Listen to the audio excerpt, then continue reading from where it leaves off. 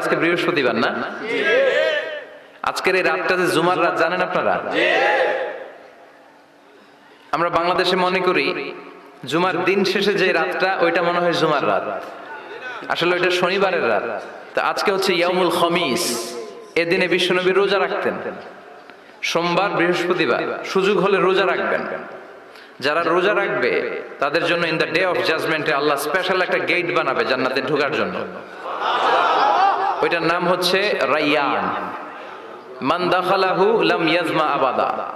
একবার who can enter within this door he will never be thirsty again.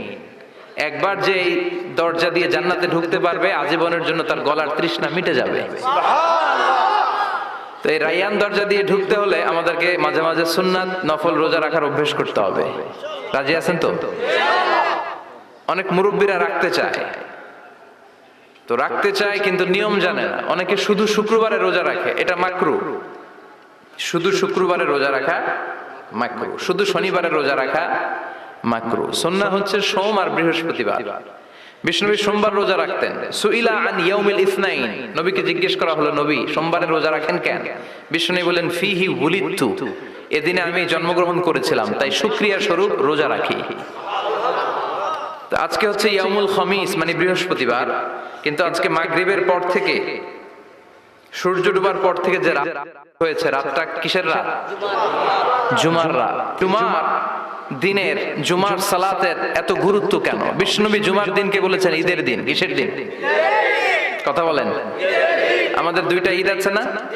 ঈদুল ফিতর, ঈদুল আজহা। এর পাশাপাশি জুমার দিনকেও বিষ্ণু সাল্লাল্লাহু আলাইহি ওয়াসাল্লাম বলেছেন হাদা ইয়াউমুল ঈদ, হাদা ইয়াউমুন জাআলাহুল্লাহু লাকুম ঈদান। তাবারানির হাদিস। বিষ্ণু বলেছেন এটা এমন দিন যে দিনটাকে আল্লাহ তাআলা তোমাদের জন্য ঈদের দিন হিসেবে ঘোষণা দিয়েছেন। পড়েন আলহামদুলিল্লাহ। আগামীকাল। দিনটা কবে? আগামীকাল। বলেন তো পৃথিবীতে সবচাইতে 365 দিনের মধ্যে শ্রেষ্ঠ দিন কোনটা? জুমা। আরাফার দিন। কোন দিন? কথা বলেন। হজে যারা গিয়েছেন আরাফার দিন দেখেছেন না? ইজহার আর রিদা পরে আমরা লাব্বাইক আল্লাহুম্মা লাব্বাইক বলি। এটা সারা বছরের মধ্যে শ্রেষ্ঠ দিন। আল আরাফা আল হাজ্জু আরাফা।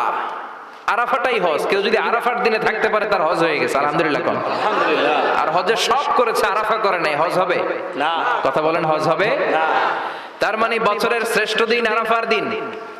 এদিন আল্লাহ এত সংখ্যক বান্দাকে একসাথে ক্ষমার ঘোষণা দেন, বছরের কোন দিন এত মানুষকে ক্ষমা করেন না। আবার শয়তান ওই দিনে এতটা লাঞ্ছিত বোধ করে, এতটা অপমান বোধ করে, বছরের কোন দিন শয়তান এত অপমানিত হয় না। এজন্য বিশ্বনবী বলেছেন খায়রুদ দুআ দুআ ও আরাফা, সবচাইতে শ্রেষ্ঠ দোয়া আরাফার দিনের দোয়া। বিশ্বনবী বলেন আরাফার দিনে একটা দোয়া আমি করি, আমার আগে সব নবীরা এই দোয়াটা করতেন। দোয়াটা হলো লা ইলাহা ইল্লাল্লাহ ওয়াহদাহু লা শারীকা লাহ লাহুল মুলকু ওয়া লাহুল হামদু ওয়া হুয়া আলা কুল্লি শাইইন কাদির। সুবহানাল্লাহ পড়েন। মুখস্থ আছে না দোয়াটা? এটা পড়বেন। বিশ্বনবী আরাফার ময়দানে এই দোয়াটা পড়তেন। তাহলে বোঝা গেল বছরের সব দিন সমান না। সব দিন সমান না। বছরের সবচেয়ে শ্রেষ্ঠ দিন হচ্ছে আরাফার দিন। কোন দিন? এবার বলেন বছরের সবচেয়ে শ্রেষ্ঠতম রাত কোনটা? কদরের রাত। ইন্না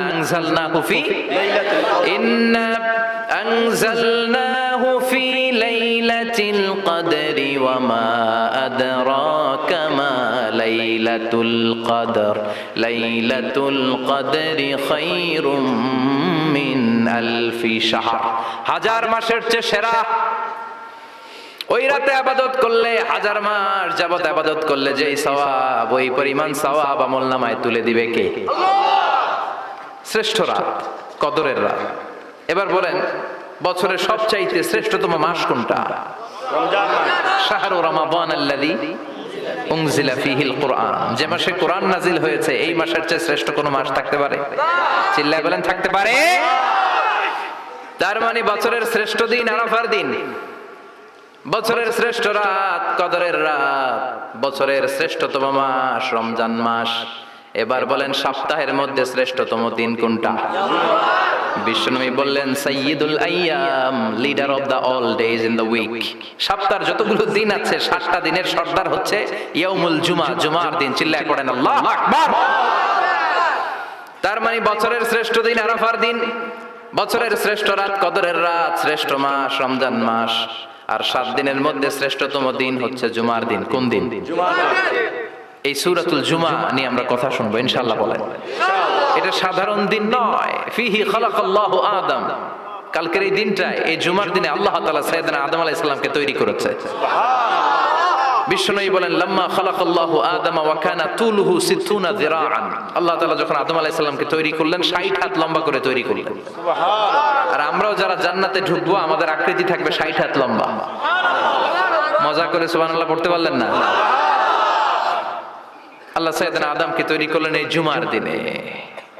আবার সাইয়েদনা আদম আলাইহিস সালামকে পৃথিবীর বুকে তিনি পাঠিয়ে দিয়েছিলেন এই জুমার দিনে। সুবহানাল্লাহ।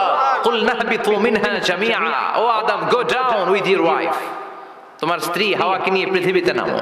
কয়েকটা কালিমা শিখিয়ে দেব, এই কালিমাগুলো পড়ে আমার কাছে দোয়া করো, আমি কবুল করে নিব। আল্লাহু আকবার।